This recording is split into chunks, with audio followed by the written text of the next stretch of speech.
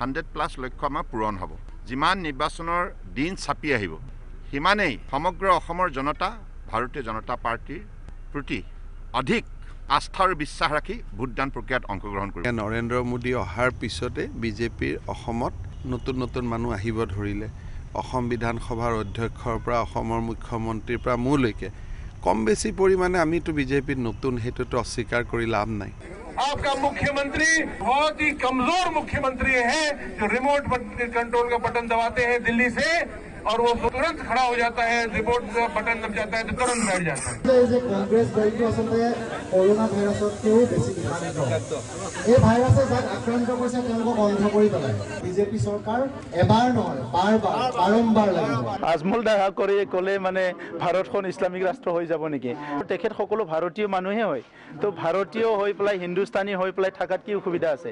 আজিতো আমি চবে ভাৰতীয় হৈ পেলাই গৌৰৱ পাইছোঁ। আজি ঈশ্বৰৰ নামে শপত খাই আৰু ৰাষ্ট্ৰ সেৱাৰ লক্ষ্যে এবাৰ নমিনেশ্যন সাবমিট কৰিম। ৰাইজৰ আশীৰ্বাদ মোৰ লগত আছে, বিজয়ৰ আশীৰ্বাদ মোক দিলে। আগন্তুক 5 বছৰত ইয়াৰ যেন ডাবল উন্নয়ন কৰি ৰঙিয়াক সৰ্বদিশত উজ্জ্বলাই ল'ব পাৰোঁ, ৰাজ্যখনক সৰ্বদিশত আগবঢ়াই লৈ যাব, তাকে আজি প্ৰভু শিৱৰ প্ৰাৰ্থনা ৰাখিছোঁ। 80% কাম আমি কৰিছোঁ আৰু 20%হে বাকী আছে। তেওঁলোকে আশীৰ্বাদ প্ৰদান কৰিলে, সাহস প্ৰেৰণ কৰিলে, প্ৰেৰণা দিলে, তাৰ কাৰণে মই মংগলদৈক 10 বছৰ আগুৱাই লৈ যাবলৈ সক্ষম হৈছোঁ।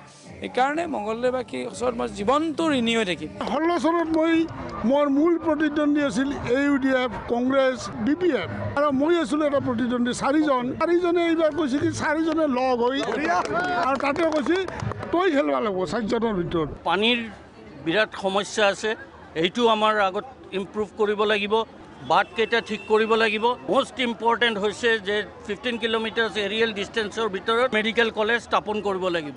অকল 100+ আসন নহয়, আমাৰ ইফৰ্টটো 100+। মানে 1 নম্বৰ পোষ্টটোৰ কাৰণে কোনো ধৰণৰ কম্পিটিশ্যন নহ'ব, 2 নম্বৰ পোষ্টটোৰ কাৰণে তেওঁলোকৰ বিলাকৰ ভিতৰত কম্পিটিশ্যন হৈ থাকিব। চুমৰংহাং কিমান পাব?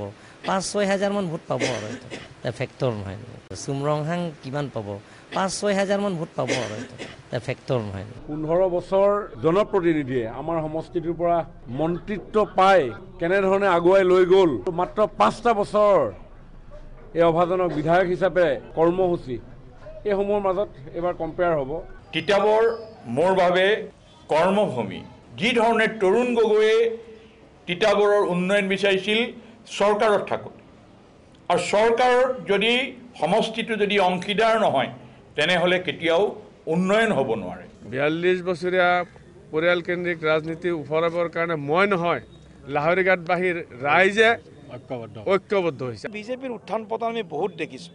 ব্যক্তিয়ে যদি কেৱল ব্যক্তি স্বাৰ্থত যদি কিবা সিদ্ধান্ত লয় তেনেহ'লে তেওঁক ৰাইজেই সেই ধৰণে ট্ৰিটমেণ্ট কৰিব। দেউতা ঢুকাই যোৱা আজি 18 বছৰ হ'ল আৰু ক্ষমতাৰ পৰা যোৱা 25 বছৰ হৈ গ'ল। দেউতাই যে জনসাধাৰণে সেৱা কৰি গৈছিল, আজি সেইকাৰণে অন্তৰত বেয়াকৈ সাজ বহাই আজি সেইকাৰণে তেওঁৰ পুত্ৰ হিচাপে মোক আজি মই আহিছোঁ। ঘৰে ঘৰে মই হয়তো এটি যাব নোৱাৰিম, মন্দিৰ প্ৰাংগণৰ পৰা সকলোকে মই অনুৰোধ কৰিছোঁ, এই জয়যাত্ৰা মোৰ বাবে নহয়, এই জয়যাত্ৰা আমাৰ চিপাঝাৰবাসীৰ বাবে, দৰঙৰ বাবে, অসমৰ বাবে আৰু ভাৰতৰ জনসাধাৰণৰ বাবে।